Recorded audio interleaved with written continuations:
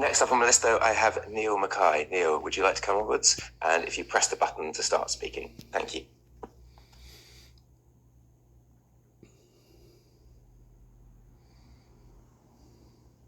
Good morning, committee.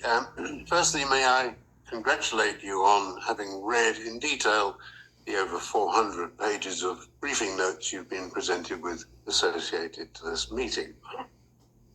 My particular attention was drawn to the East Road ETRO objections and feedback table.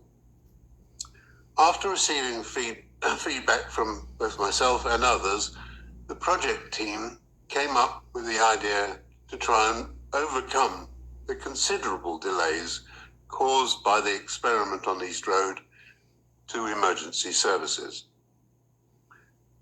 Every other of the magic wands was removed so that, in theory, car drivers could pass through into the cycle superhighway. The vast majority of drivers simply do not do that. I did actually film one car pass through the wands. The result was it blocked the cycle superhighway just as an ambulance drove over the wands into the cycle superhighway, bringing it to an emergency stop.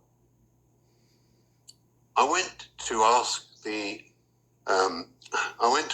fire station commander if they ever took alternative longer routes to an incident rather than transit along East Road. His answer was yes, regularly. This fact alone justifies the removal of the congestion chart causing wands and the return of the dual carriageway. Every member of the committee should have received a YouTube file containing a large amount of video evidence, which I have filmed at random times during the day. The films are apparently more reliable evidence than the many cameras strapped to lampposts along the road, according to the officer's report. Mackay's have made the decision to move our business, which has traded on the same site since 1912.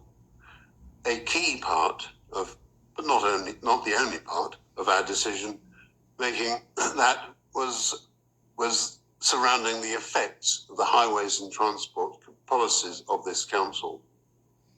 We are not the only business thinking in such a way. When East Road was first turned into a dual carriageway, we were approached to arrange a land swap. The intention was to give a better line of sight when exiting St Matthews Street onto East Road. A triangular piece of land was swapped for a similar piece of land in front of our shop. Part of the agreement was the provision of a lay-by for customers on East Road. Neither the council or Mackay's... Sorry, your time's up, Neil, but thank you very much.